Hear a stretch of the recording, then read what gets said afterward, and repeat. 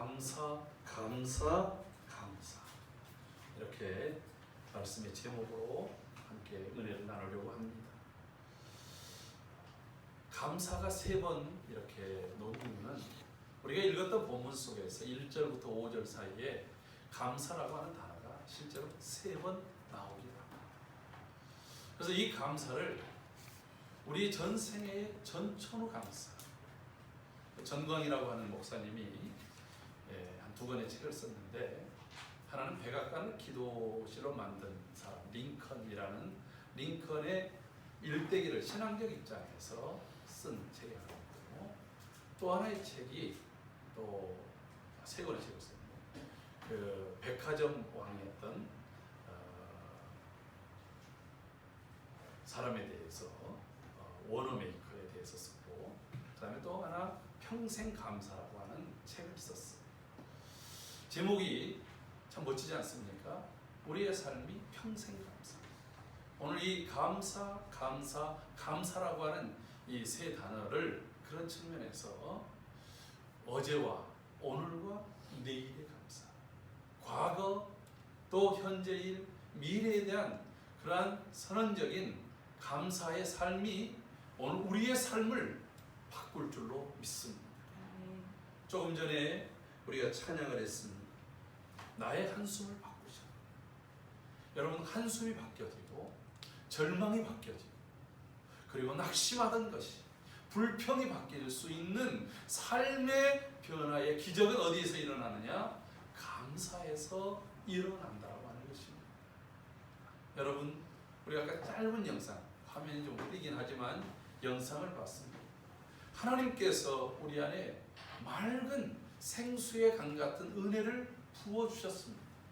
이미 우리를 창조하실 때부터, 그리고 예수 그리스도를 통해서 십자가에서 죽으시고 우리의 모든 죄가를 사하시면서부터 주님께서는 그와 같은 생수의 은혜를 우리에게 주셨습니다.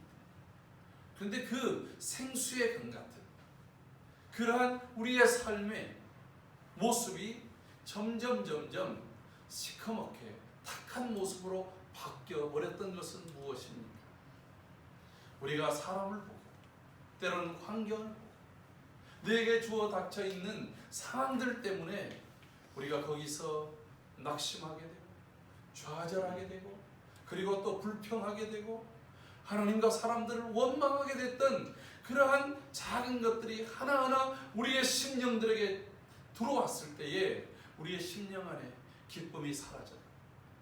찬송이 흐려져 우리 안에는 그러한 영적인 아주 탁해버린 모습으로 가버리고 말았습니다.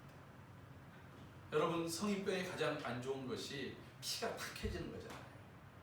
전 당뇨가 있습니다. 고혈압도 있어요.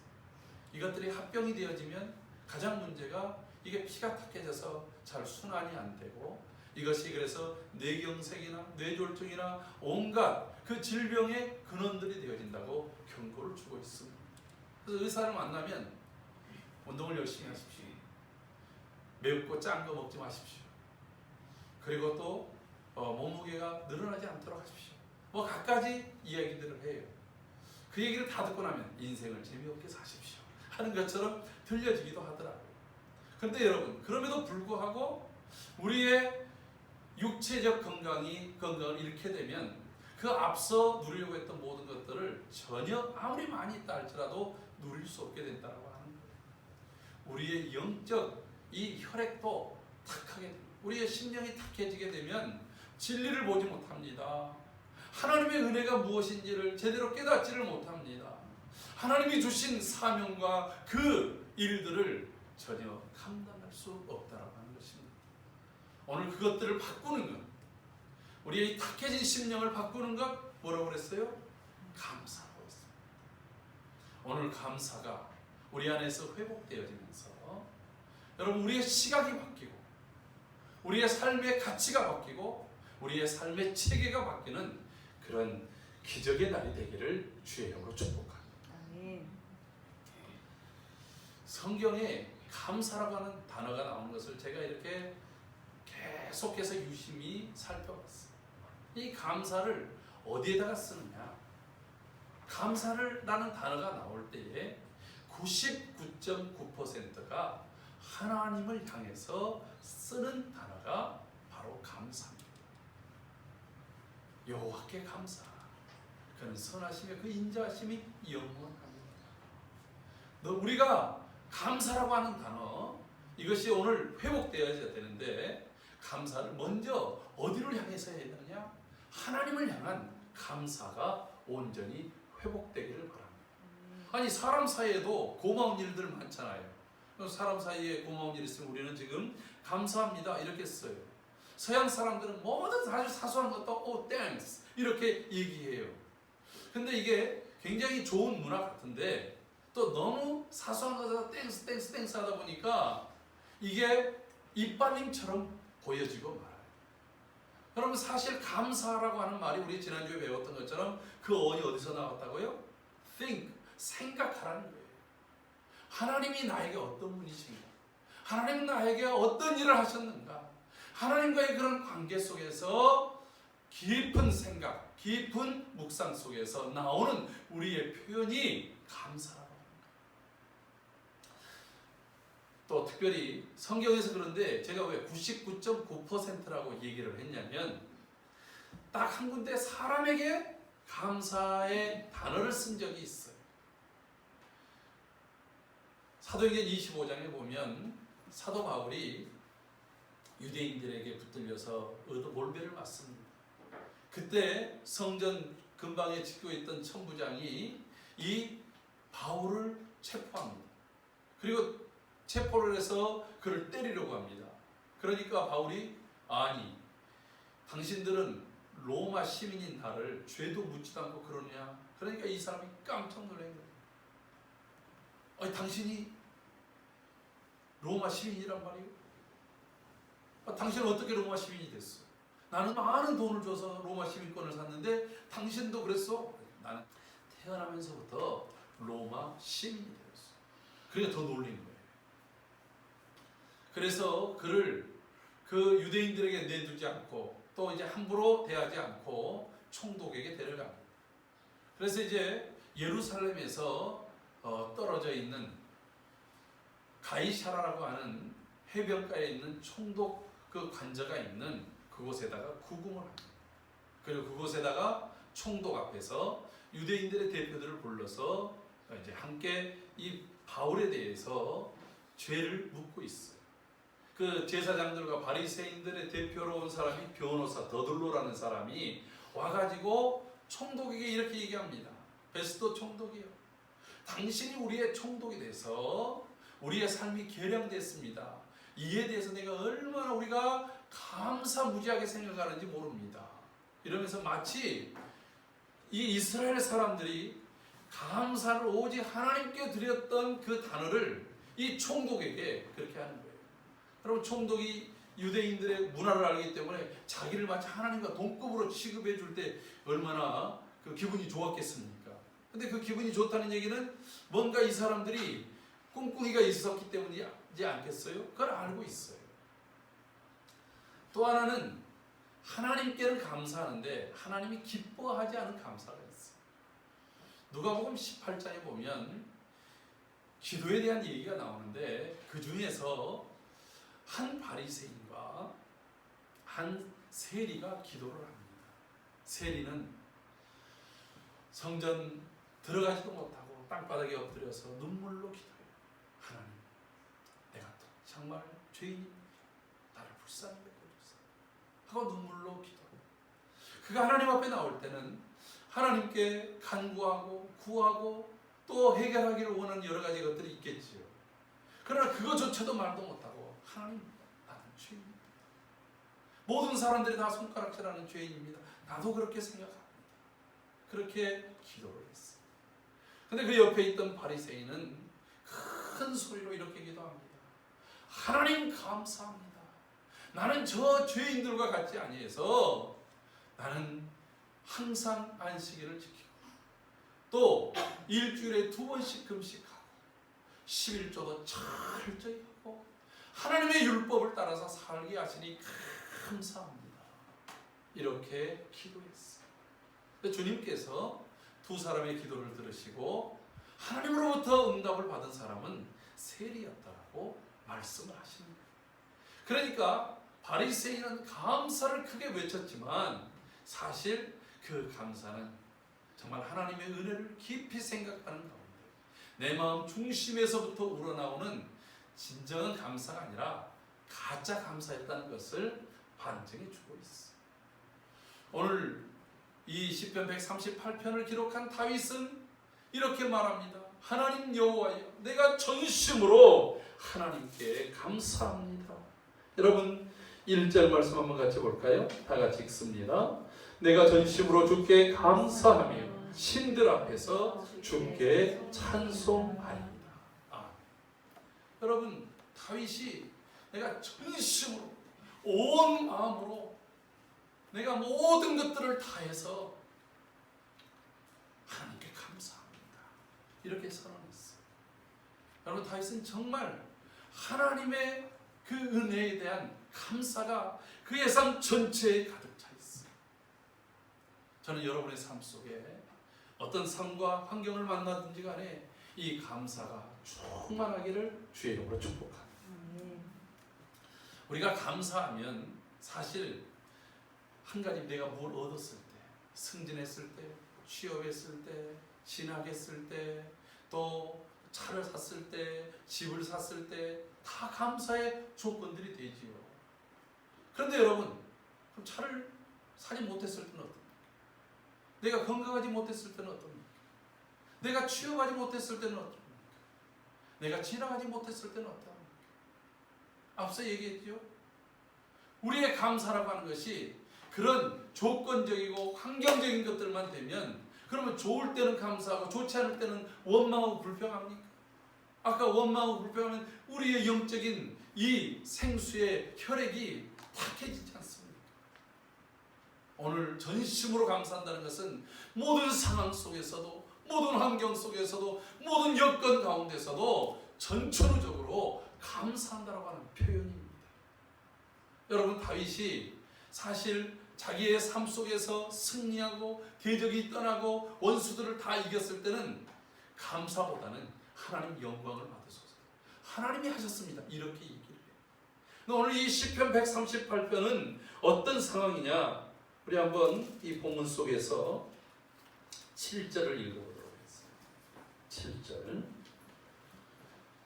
다 같이 읽습니다. 시작.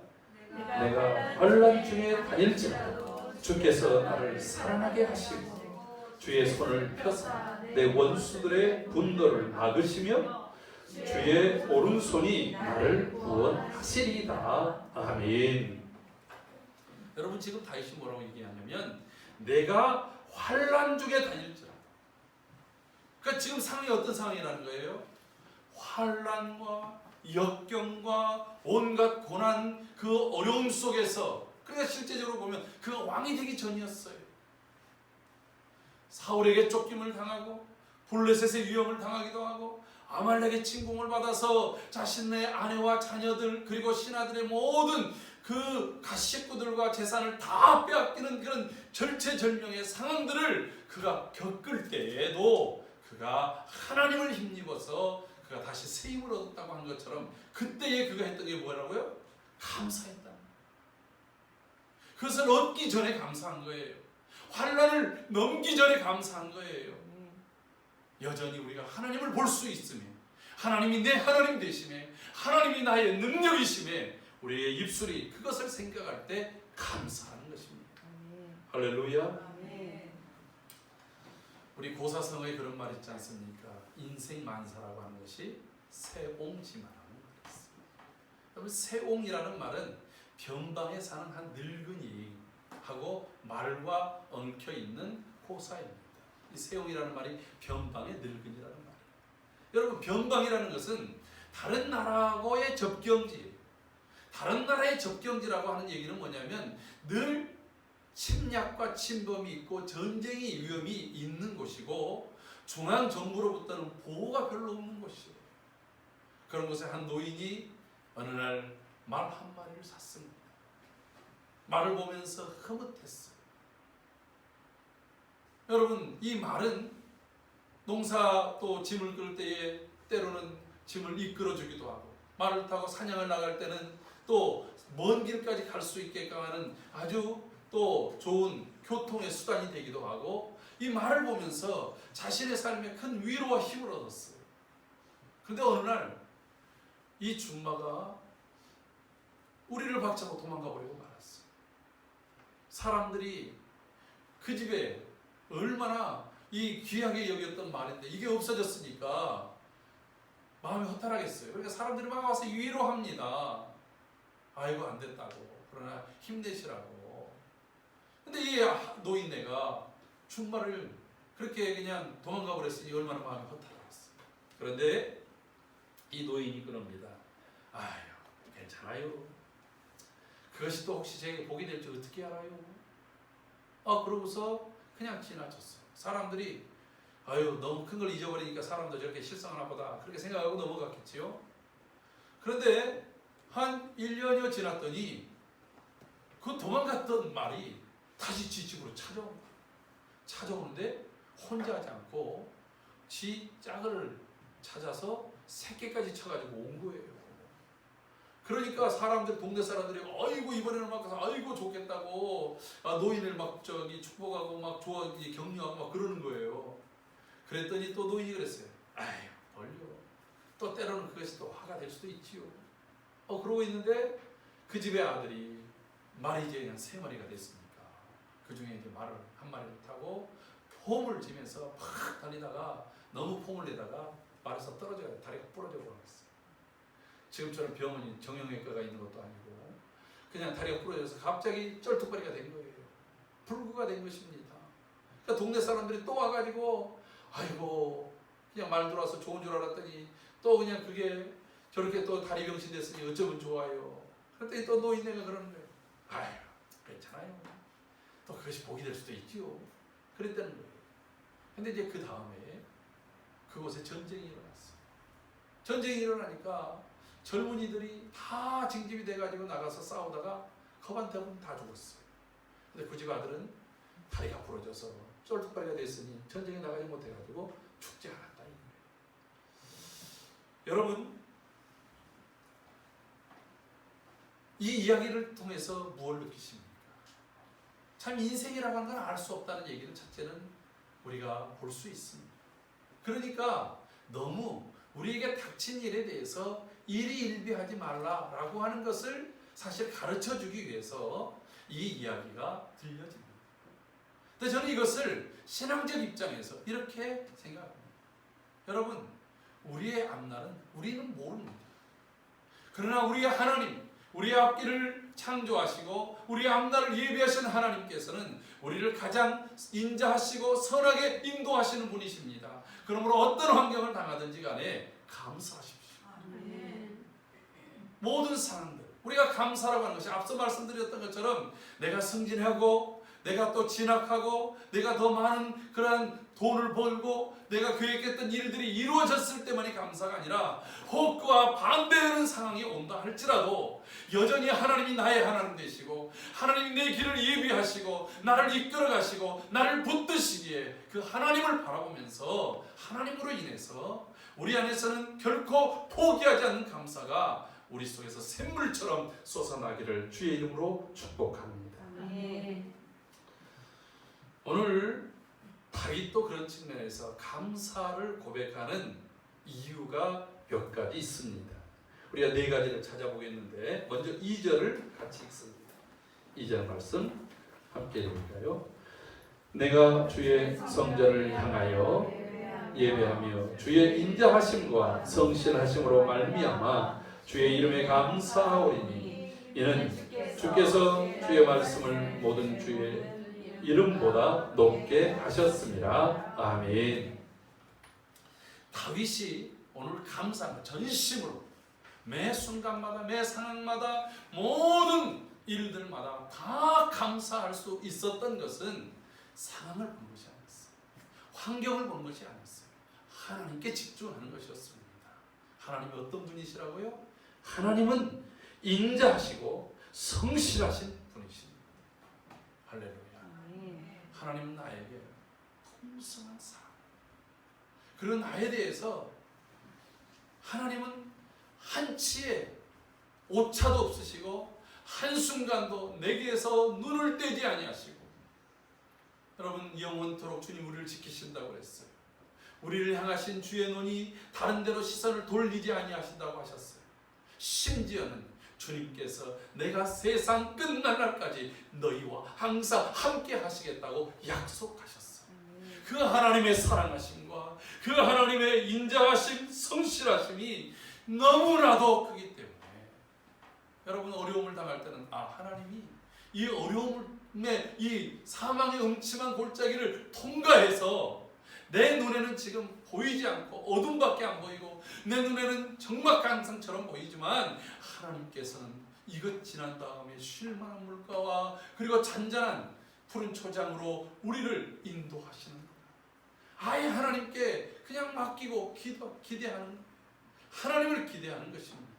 할렐루야. 하나님께서 놓아둘 푸른 초장, 잘 차려놓을 밥상이 아니라 하나님 당신, 하나님 자체에다가 초점을 맞추니까 여러분 상황이 달라져요. 여러분 복음을 전하다가 옥에 갇혔던 바울과 실라를 생각해 보십시오. 그들이 주님을 위해서 멀미도 참았고요, 거친 길도 참았고요, 그리고 또 제대로 먹지 못하는 것도 참았습니다. 그리고 또 그 이오니아 해를 건너서 유럽까지 왔습니다. 그리고 복음을 전합니다. 귀신 들린 여종을 고쳐줬습니다. 여러분 그들에게 칭찬이 오지 않았습니다. 그들에게 대접이 더 돌아오지 않았습니다. 그들에게 돌아왔던 것은 착부였고 채찍이었고 옥의 갇힘이었습니다. 여러분 그 환경과 그 상황, 하나님 어떻게 이럴 수 있습니까? 라고 하는 것을 보았다고 한다면 아마 그들의 신음소리는 원망의 소리였고 불평의 소리였을 것입니다. 그런데 분명히 사도행전 16장에서는 바울과 실라가 그 밤중에, 여러분 이 밤중이 진짜 밤이었습니다. 근데 밤중이라고 할 때는 고통이 몰려올 때고 가장 아픔이 몰려올 때 아니겠습니까? 외롭고 힘이 들 때 그들은 그곳에서 하나님을 향하여 찬송했고 기도했다라고 하는 거예요. 그 기도가 무엇이었겠습니까? 하나님 감사합니다. 나 같은 죄인을, 나 같은 주님을 향해서 핍박하고 받게 했던 나를 사용하셔서 복음을 위해서 이렇게 고난받게 하시니 감사합니다. 주님을 위해서 쓰임받게 하시니 감사합니다. 여러분 그들이 주님의 시각으로 그 상을 봤더니 감사가 나온 거예요. 그 감사 속에서 기적이 일어났습니다. 옥문이 열렸습니다.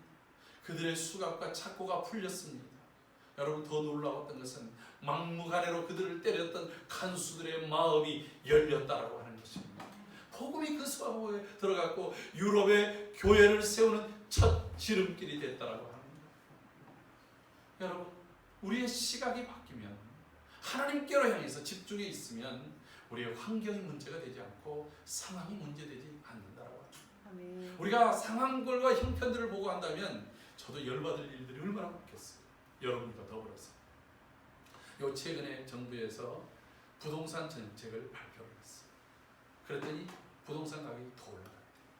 근데 그것보다도 그렇게 그 일 정책을 하는 사람들, 이반자들, 이분들이 정부가 새로 바뀌어가지고서 있는 요 3년 동안에 재산이 평균 한 4억에서 5억 정도가 늘었대요. 왜냐하면 그분들이 강남에다가 어떻게 해든지 간에 그 집을 산 것들이 이렇게 가격이 늘었다는 거예요. 그리고 그분들이 대부분이 1가구, 2주택, 3주택 이렇게 가지고 있다는 거예요. 여러분 그분들에 대해서 손가락질을 할 수 있겠습니까? 다른 사람들, 더 많은 사람들이 얼마나 많습니까? 우리가 물질이라고 하는 것에 초점을 맞춘다고 한다면 어디에 감사할 게 있겠어요?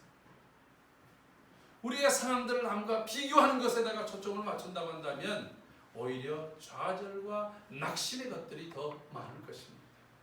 그런데 우리의 가치가 이 땅에 있지 않고 하늘에 속해 있고 하나님께 속해 있기 때문에 오히려 우리의 시각이 바뀌어져서 우리 어떤 상황에서도 하나님께 감사와 찬송을 높일 수 있다는 것입니다.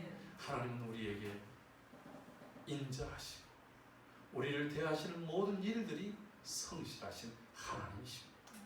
하나님이 우리의 삶을 주의 전능하신 오른손으로 붙들고 있음을 믿습니다. 여러분 3절에서 뭐라고 하는지 또 읽어봅시다. 시작. 내가 간구하는 날에 주께서 응답하시고 내 영혼에 힘을 주어 나를 강하게 하셨나이다. 아멘. 다윗이 핵심적으로 감사한 것이 두 가지가 있어요. 내가 간구하는 날에 주께서 응답하십니다. 여러분의 간구를 주님이 응답하십니다. 여러분 그러니까 간구해야겠죠. 간구하십시오. 사랑이 많으신 하나님, 나에게 성실하신 하나님은 내 간구를 들으십니다. 그리고 응답하십니다. 반드시 응답하십니다. 이것이 하나님의 약속이십니다. 이것이 하나님의 성품이십니다. 이것이 하나님이 행하시기를 기뻐하시는 일들이라고 합니다. 다윗이 고통 중에 하나님이 고통이 지나가게 해주세요. 이 고통을 견딜 수 있게 해주세요.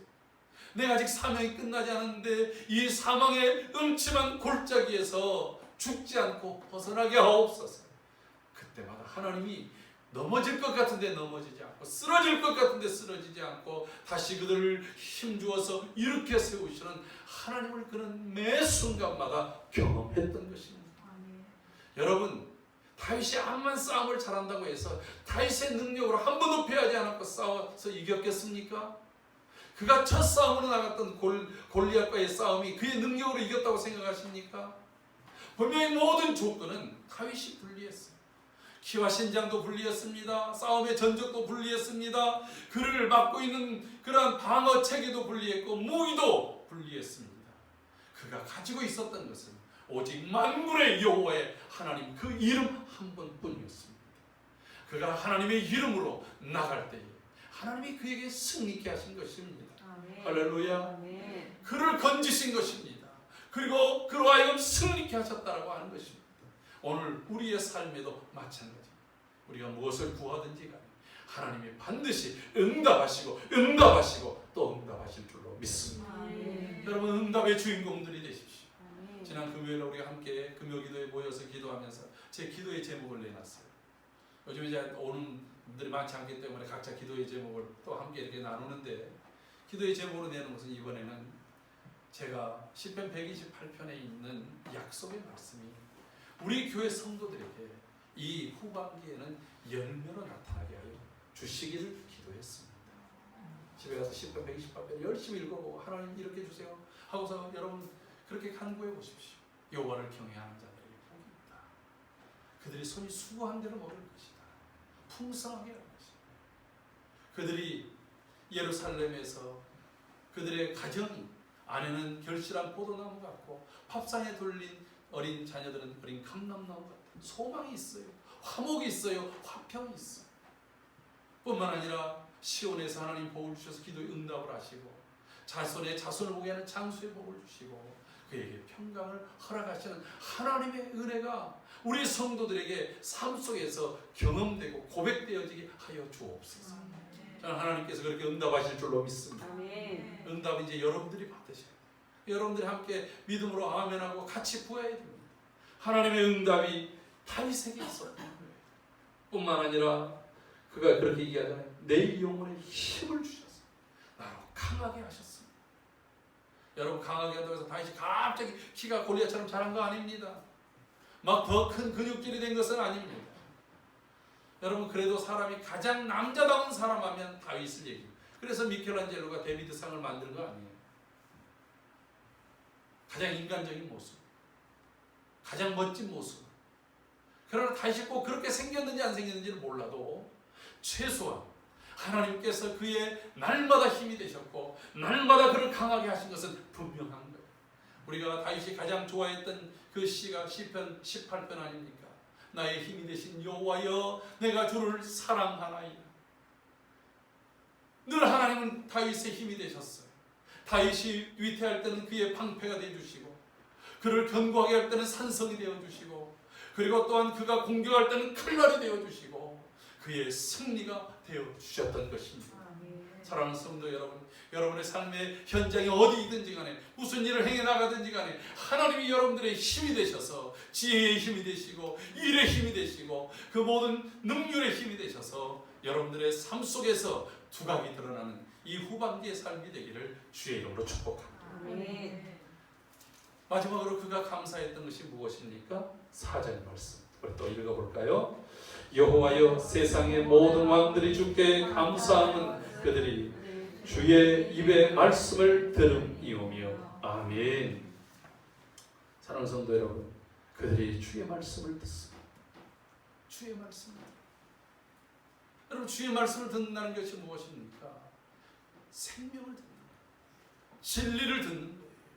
우리가 나아가야 될 길을 보여주시는 것이 주의 말씀인 것입니다. 그래서 주의 말씀이 진리이십니다. 주의 말씀이 능력인 것입니다. 주의 말씀이 우리의 영을 살리게 하는 것입니다. 그 말씀을 들어 예물을 들고 수많은 사람들이 예루살렘에 몰려왔습니다. 누구 때요? 솔로몬의 입에 여호와의 말씀이 있을 때예요.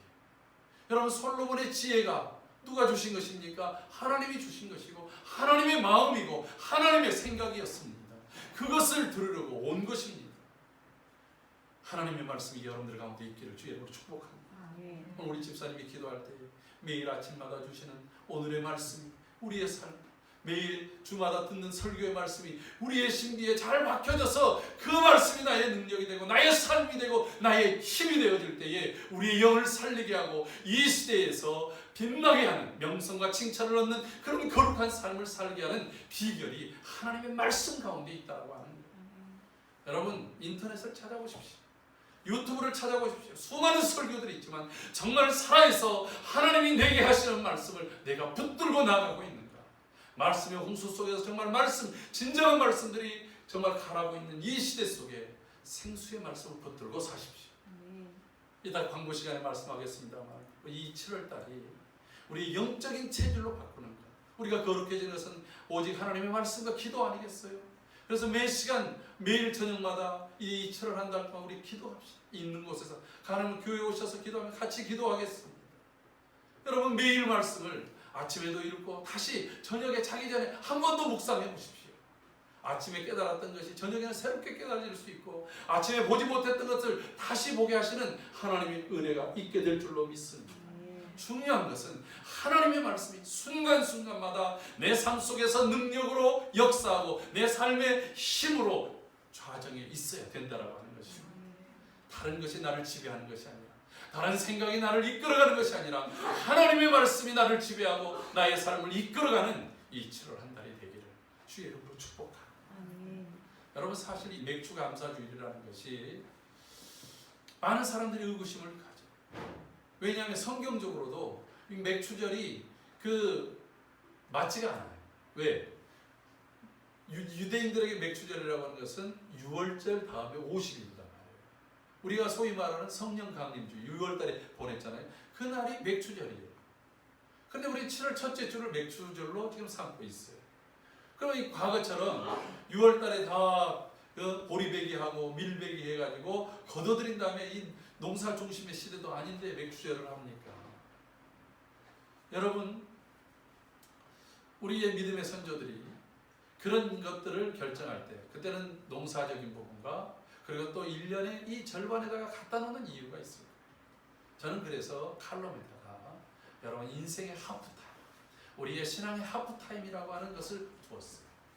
우리가 전반기 동안 살아오면서 내가 연초에 하나님 앞에서 기도하고 목표했던 것들이 제대로 구성되어 있는가, 그대로 나가고 있는가 점검해보고 다시 더 큰 비전과 하나님이 이끌어가는 그 방향을 설정하고 나아가는 우리 인생의 오아시스와 같은, 다시 생각하고 다시 점검하는 귀한 자리가 바로 이 맥주절의 절기가 아닌가 생각합니다. 그런 측면에서 오늘 하루를 보내면서 지나갔던 시간들을 하나하나 곰곰이 생각해보고, 아까 영상을 보니까 제가 잊었던 것들도 다시 새록새록 생각나면서 감사가 넘쳐났어요. 우리의 삶 속에서 이 후반기에는 감사의 열매들로 가득한 그런 시간들이 되기를 주의 이름으로 축복합니다. 아멘.